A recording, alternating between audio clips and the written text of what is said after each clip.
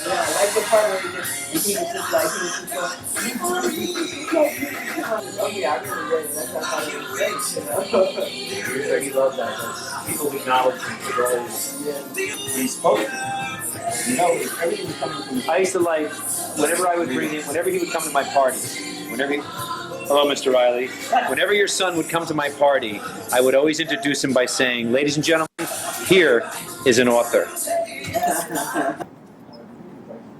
I'm ready.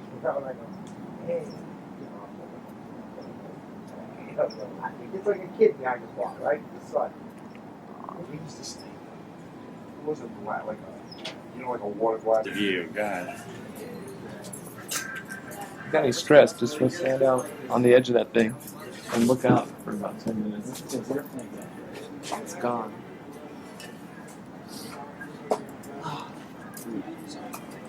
What we should do is have a joint for this. Because I can't see how we can tell a Len Riley story, especially on this day of days, Establishing the context. without establishing some sort of context where we can put ourselves in that frame of mind. Well, something was set around. And of course, not that we're not already in that frame of mind. Certainly I'm not. Don't waste film on him. What's going on? I called Mr. Riley and I told him that we could call around 7.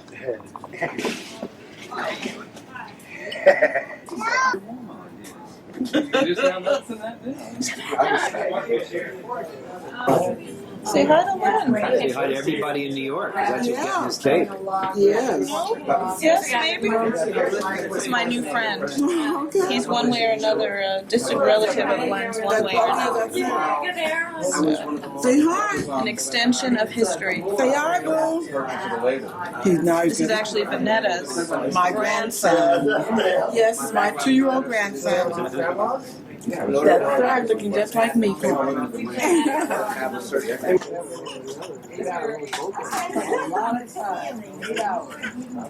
Fourth of July party. That was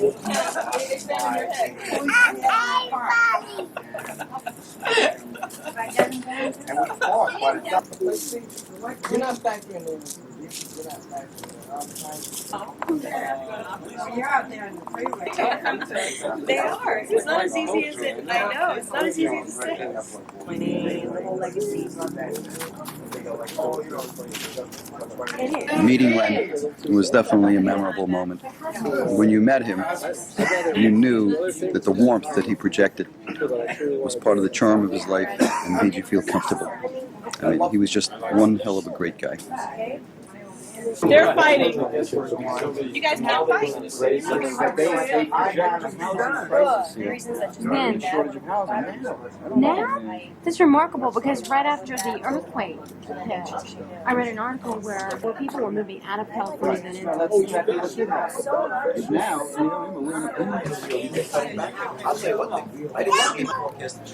every life change. 61 and 17-year-old girl being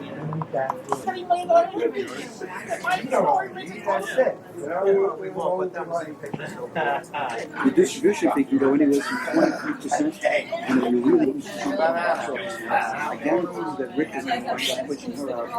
And I don't disagree with the thought. I know it's been difficult to put closure to this. So this evening is starring him.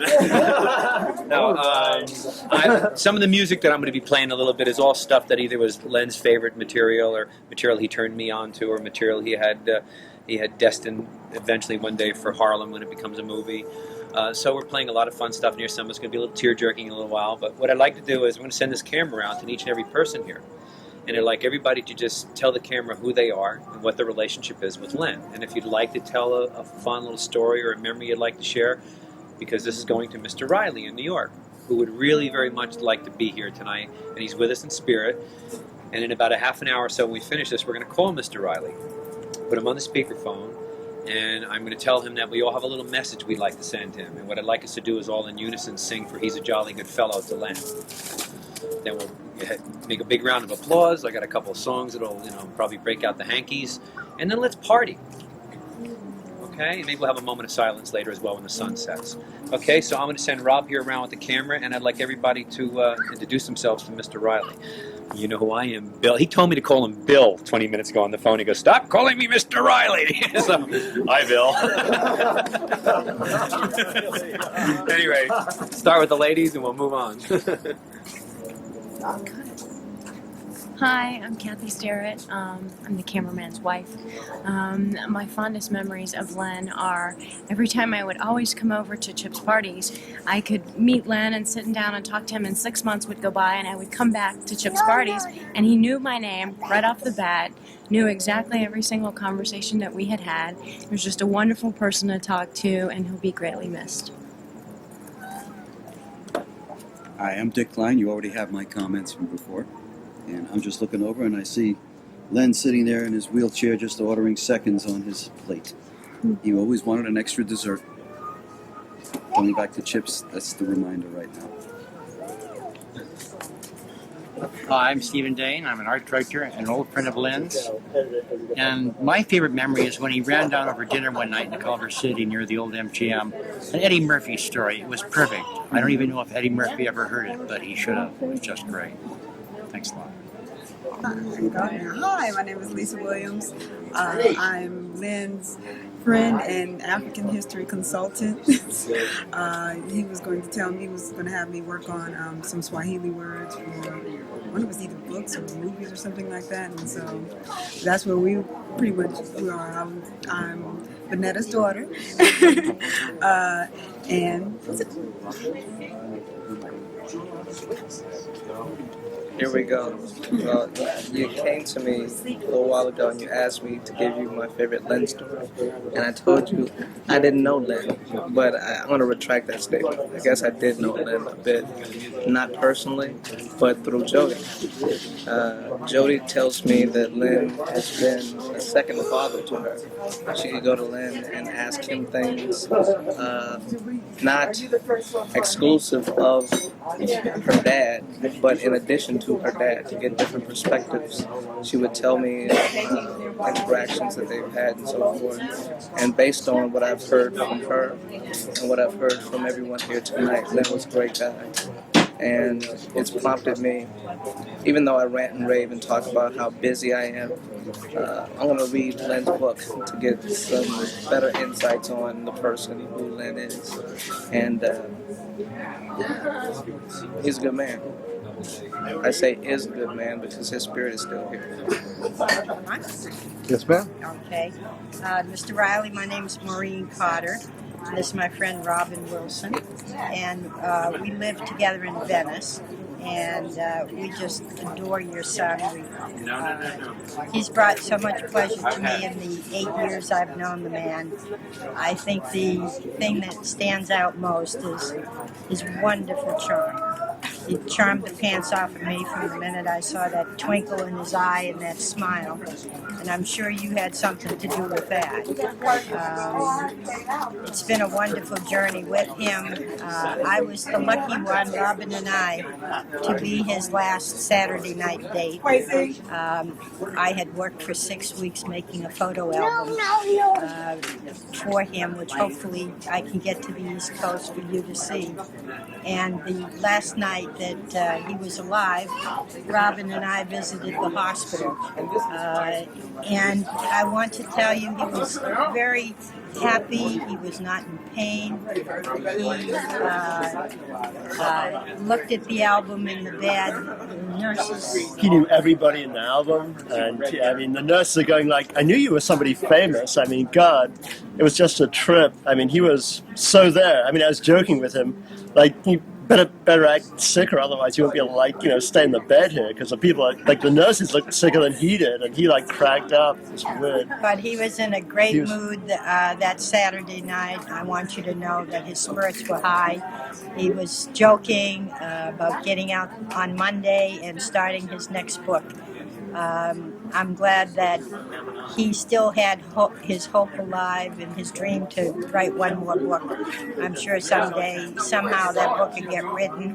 And I know when he got up to heaven, somebody was standing there saying, "Writers, this way, please." Anyway, Thank you, and it's a joy meeting you. Just like a thing she said all the time. So I'd gotten a habit of saying, love you bunch, talking on the phone, bye, Mom, love you bunch. So I say it to everybody. I'm sorry. I say it to you. I go, hi, I'm going to take care of Maureen, love you bunch. I don't know if you've ever heard me say that. So it's a habit I'm into with my close friends and stuff. I would say it to Len all the time. And Len and I are talking like every night on the phone because we're writing the screenplays. Love you bunch, Len. He started saying, love you bunch. Well, 2 Christmases ago, Len's mom died on Christmas Eve, as you all know, 2 years ago. He called me in Phoenix to tell me that his mom died. And he said the last thing his mom said to him was love you bunch, because he got her in the habit. So that touched me alone. That gave me chills. But yesterday, I'm talking to Mr. Riley, talking to Mr. Riley in New York yesterday, and the last thing he said to me was, you take care, Chip. I'll talk to you tomorrow at the party. And he goes, and his mama said, as you taught her, love you a bunch. That's my last story. We love him a bunch. Hi, Mr. Riley. I'm Irma Elsie Jones, and I'm a friend who met Len with Vinetta. And I don't know why I just assumed that this man, who was already my senior, didn't have a life. But when he told me he wrote his book, Harlem, I said, oh, I'd love to help you with the screenplay. And he said, oh, I can write my own screenplay, but I didn't know that he was a prolific writer at the time. I was like so embarrassed when I found out. But anyway, Len and I turned out to be really good friends and stuff. We saw each other not a whole lot. I've only known him for a couple of years, but he was a really special guy. I felt that he was a window to another spiritual soul. He was just that kind of guy who you could feel very comfortable with and talking with, and immediately warm, charming, and very, very gracious. And for that, I'm very happy that I knew him and loved him and was part of his life. That's all. Yes. Hi, Mr. Riley. I think I told you about this over the phone, but I wanted you to actually see the finished product of Len's first place showing in the Real Men Can Cook with his entry, the lemon pound cake. There is a story, of course, that goes along with this that I'll have to tell you about. So, story to be continued. We're going to move over to privacy first. Now, what happened is this. Len decided to enter into this prostate cancer fundraiser, and it's called Real Men Can Cook. And of course, Len felt nothing about asking me to do the cooking for him because he doesn't know how to make desserts. So we had a very good time that evening. We laughed, we talked. I made 2 cakes. I made 2 cakes for him, got them ready for the next morning. And he went to the contest, and lo and behold, he won 2 first-place prizes. And from what I understand, the people in the contest didn't let him get off easily. He had to answer technical cooking questions, and you know what I mean, that he had to come up with the correct answer so he would have some validity to making these cakes. And he ended up winning first place in desserts and first place all-around recipe. After we committed what I guess you might call fraud. Okay.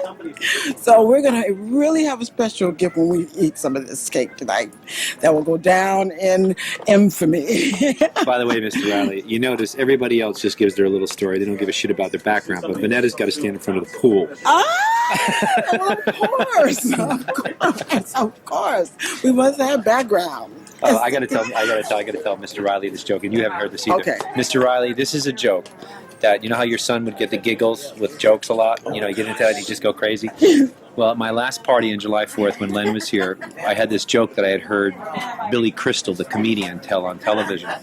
And it was an old Jewish joke. And there was a couple of rappers, rappers like, yo, yo, yo, yo, yo. Rappers were here, some friends of mine, and they didn't get the joke. So I kept thinking, well, maybe it's because I'm white and they're black and they're not getting it or something. So I said, Len, come here, Len. And Len rolled his wheelchair over. And I said, Len, what do you think of this joke? And the joke went like this. So this Jewish guy, and he goes, so I come home one night and I find my best friend in bed making love to my wife. And I said, Morty, I have to, but you? And Len went nuts. The rappers still stood there going, but Len went nuts. Okay. That's a good one. So many things. But I have to take it, the most recent things I'm happy for is that like I had him over for Father's Day the whole entire day. I had him from about 10 o'clock in the morning to about 11 o'clock at night, and we just had the best time looking out over the city, kind of like this, because I have a little teeny tiny view myself. And we spent the whole day looking out over the city and having lunch. And it was wonderful. Wonderful. That was my boy. That was my boy. Hi. When I tried to think about things that reminded me of Len or what is my favorite story about Len, a couple of things came to mind. One of the things that really stuck in my mind was the way he gets this uncontrollable giggle. And he just loses it. He cannot control his giggling. He just gets so tickled and so happy. He just giggles and giggles and giggles. But the funny thing was, all of the other things that I thought of ended up being about me. It was the strangest thing. It was like, oh, what's a great story about Len? And all of the things were something that he did great for me. Like he gave me this pen. This belonged to his mom. And when she died, he brought that back to me. And I thought that was really touching. And he gave me some really neat birthday presents and stuff. And I thought, you know, when I think about Len, he reminds me of this story I read one time. Here I go, getting emotional. And the story was about a woman who visited every summer an Indian woman in Mexico, way down south in Mexico. I don't remember what country exactly. Maybe in Guatemala. Anyway, every time she was with the woman, when they parted, the woman said something.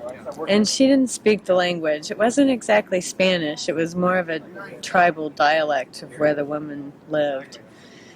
And after years and years of visiting her, she finally managed to memorize what the woman was saying and asked someone, what does it mean?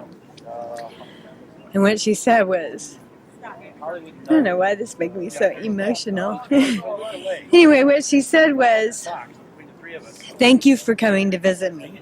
I like myself so much better when I'm in your company. And I thought, you know, that really reminds me of Len. He was just one of those people that made you feel good about yourself. It was fun to be around. And it's really strange to have a party and not have Len here. Oh, sure, yeah, he's here in spirit. But, you know, we all know that's not the same. Anyway, we love him and we'll miss him. And thanks for having him. I guess none of this would have been possible without you, Mr. Riley. And love to Len and peace to him. And we'll miss him. Bye. Well, to Len, my father, who's back east, his best friend, who I'm very thankful became best friends with Leonard and went to college with him, and they pledged fraternities together and were like brothers to each other. I'm very happy that the two of them met and allowed me the opportunity to have both of them in my life. Len served as my father here in California for the last 10 years. And because he wasn't my father, Dad, I was allowed to talk about a lot of things I could not always talk to my own father about, and then some. But the one thing for sure I talked to Len about were the men in my life. And when I needed a date or when I needed someone to come to an event for me, Len was there. And I guess I would actually like to just sing part of a song that I think embodies my relationship with him and also where he ended. And since he wrote the book Harlem and I helped make that happen, and I'm very happy I made his 60-year overnight success story a reality, there's a song called Harlem Blues, and it goes a little something like this. And the reason why I chose it is because it's a woman talking about the men in her life. And that's primarily what I talked about. And Leonard would always give me advice of how they did things in the old days in Harlem. So, you can never tell what's in a man's mind But if he's from Harlem, there's no use of even trying. Just like the tide, his mind comes and goes. Like much weather, when he'll change. Nobody knows, nobody knows. The man I love, well, he just turned me down. He's a Harlem Brown. Oft times I wish I was in the ground, 6 feet underground. He idolized me as no other could know. Then he left me a note saying that he's gone for good. And since my sweetie left me Harlem, well, it ain't the same old place. Though 1,000 dandies smile right in my face, I think I'll mooch some homemade hooch and go out for a lark just to drive these Harlem blues. One sweet spot down in Harlem, known as Strivers Road, did take folks some calling. One thing you should know is that I have a friend who lives there. I know he won't refuse to put some music to my troubles and... Hi, Bill. I'm at Ferrer. I've known Len, I don't know how many years. And I'm thankful for having had the chance to space out together. Because that's what we did. And I've had many, many pleasant conversations with him. And it's I'm thankful that I had the opportunity to know him, and I feel like family with him. Part of the family, one of his families, you should say, because I'm sure he had a lot of families, and I guess I'm part of the Venice family, and I'm happy to have known him. We grieve with him. That's right.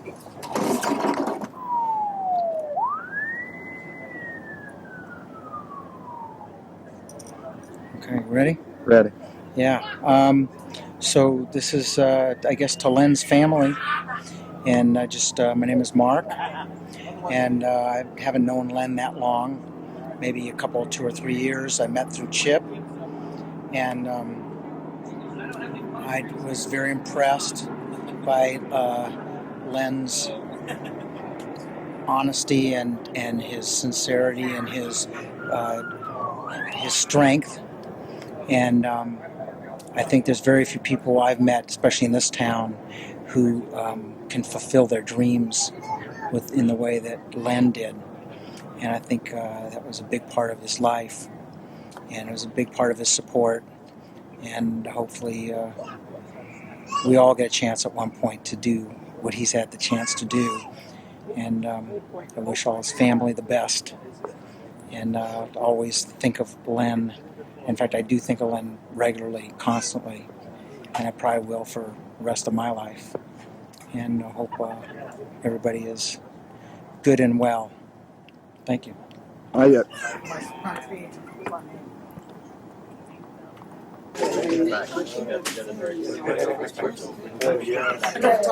how it went. I'll do the dailies later. We'll check dailies. Tell me if it looked good. Is what you write. I'm directing. Well, I thought we were okay. Well, Bill, we're friends of Len who saw him on the 4th of July. For the last time, we had a great time. Spent a great night with Len. We had a great time talking to him, and we're going to miss him very much. And that's all I have to say. the short time that we knew him, it was really easy to get close to him, and we really got to love him in a very short time because of the way he was. Exactly, yeah, that's right. That's it. That's why we only do one show. That's a guest book. We need video playback. What's wrong with that? I want to see if this was done with real sincerity. You're right. Do I hold the button down? Keep holding it? No. Should say record. Bing. Hi, Mr. Riley. I knew your son from several different social gatherings and somewhat on a business level. I met over here many times, not as too much business, but Chip was always doing business with Len, and he, no matter what, he always remembered my name. Very, very interesting guy. The thing that really inspires me about Len, because Len truly was an inspiration, is when you saw Len, because I never knew him without his wheelchair, and knew the background of what this guy, where he came from, what he's done with his life. I mean, been there, done that. That's completely Len. There wasn't anything he hadn't done. There wasn't any goal or mountain he hadn't crossed. Which is, it's what a lot of us only truly try to realize or self-actualize, I guess. But the majority of the time, and I still think about Len to this day, because he's just a very, he was an inspiration to see him and know how that mind was still working, how just truly amazing this man was, and against all odds. It just, I was very, very glad to know your son. Thank you. I shut it off.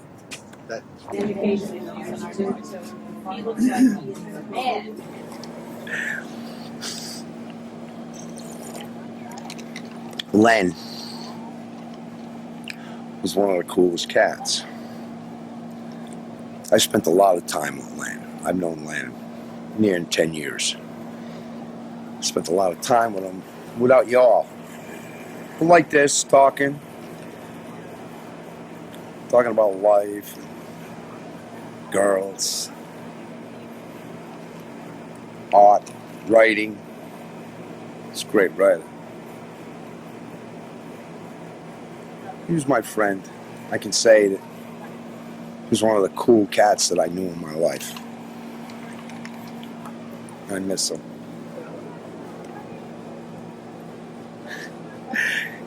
All right. I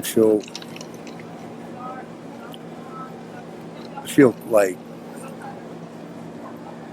cool that I knew him, that he was in my life, because he was cool. I feel like I'm getting redundant now, but here comes Chip. Now, Chip was a mutual friend. Make sure you say about how you were the last. And your mama. Did you tell Mr. Riley that you took Len out? That you went down that day to the that you were one of the last guys? Please tell him I that. didn't say that, but Please tell him. Make sure I spent some time with Len. He really enjoyed that day. We went down one day. A week before he died. Yeah. What was that? And we went. I went and get him. We spoke on the phone. I hadn't seen him in a year. I was away working, and blah, blah, blah. Meanwhile, I run into him, and Mr. Riley, don't hold this against me. All right? I mean, we gather, and I'm sorry, it's a little. What time is it? It's 8 o'clock. Yeah, we're going to call Mr. Riley right now. Are we? Yep. Tell him we're doing this? Yeah. All right, we're having a drink, sir. Anyway, so I go pick him up. I go to the joint. The guys, it's, there's people in there like, you got a nickel? You got a nickel? You got a nickel? How about a dime?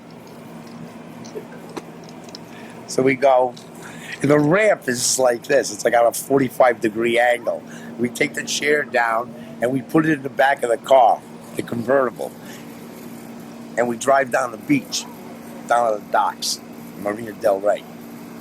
And we sit there. And we just spend an afternoon. It was like improvisational. We went, we hung out, and then, probably like about a week, 2 weeks later, I get a call that Len's gone. And I spoke to him maybe twice in between there, and I'm glad I got to spend that day with him because it was a cool day. A lot of people came by and were saying hi. We were talking about everything. I think I said this when I started out, but it was cool. He was cool. And no matter what, I was like his friend. We like sat and talked. That's my relationship with him. And he was a beautiful cat. And thanks. And I'm sorry for your loss. And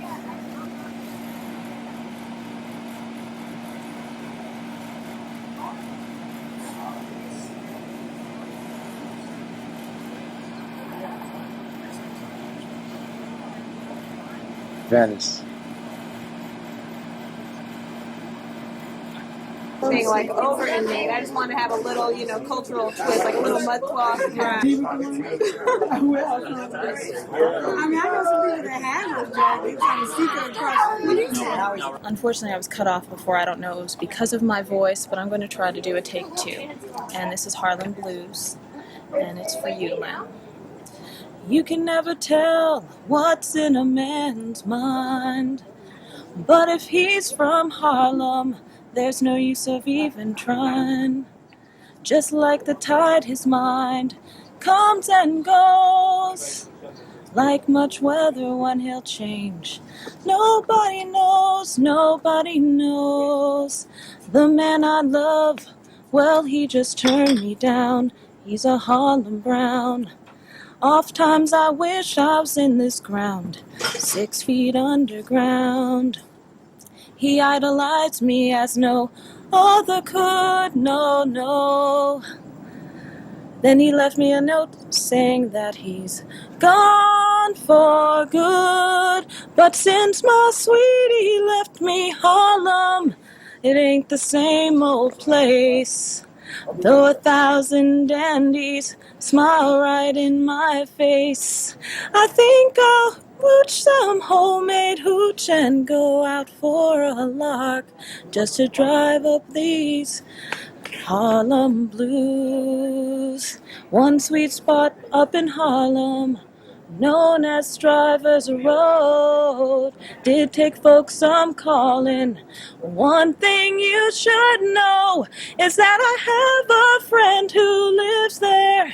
I know he won't refuse to put some music to my troubles and call them Harlem Blues. Put some music to my troubles and call them the Harlem Blues. Len, that is for you. And since you were such an important person in my life, and Harlem was such an important part of yours, just want to say thank you. And I look forward to you being part of the rest of my life. Yeah.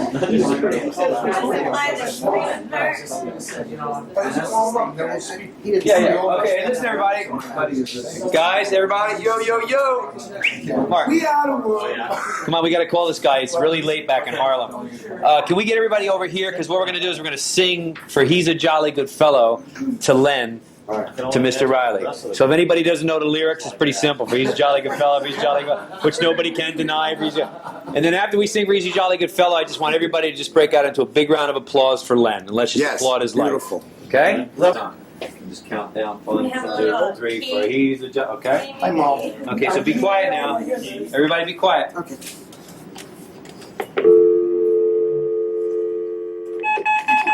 What's the machine will answer? No. Shh. He's waiting for it. Ain't nobody. Shh. George, shut up.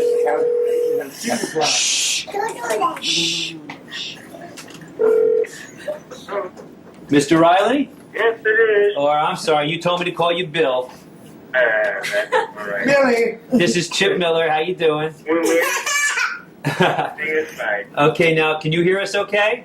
Yes, I hear you. All right, well, you put your ear close to the phone because there's something everybody here at the party would like to say to you. Okay? Yes. All right. Riley? That a man can lift a drink. 1, 2, 3. For he's a jolly good fellow, for he's a jolly good fellow, for he's a jolly good fellow, which nobody can deny. Yeah.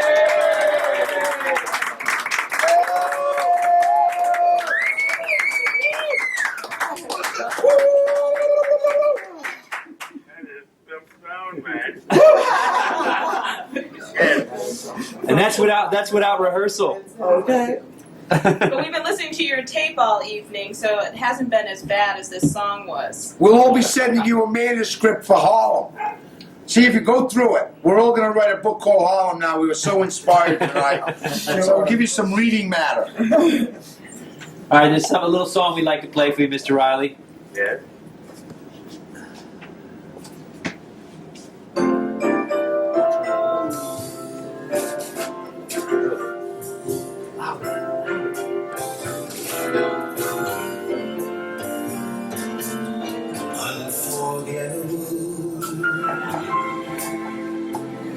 That's all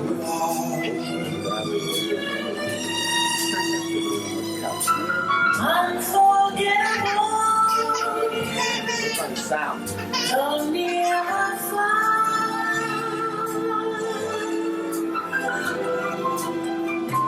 Like a song of love that clings to me. How the thought of you does things to me. Never before has someone been there. Unforgettable in every way.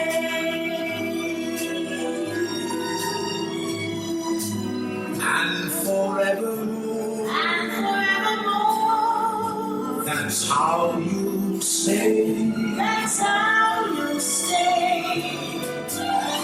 That's why, darling, it's incredible that someone so unforgettable thinks that I am unforgettable too.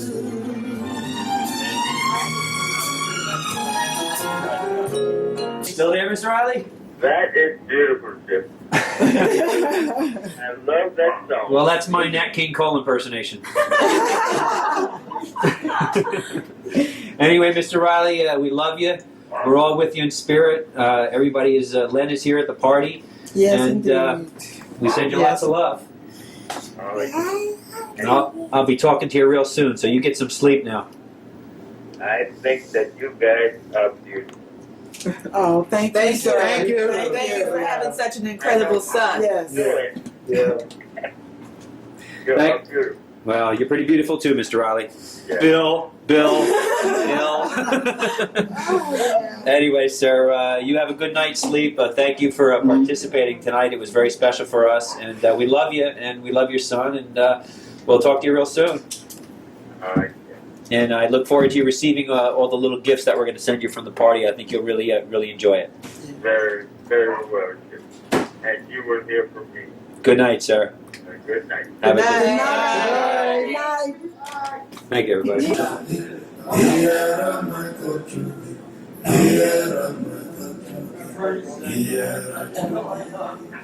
Oh, if you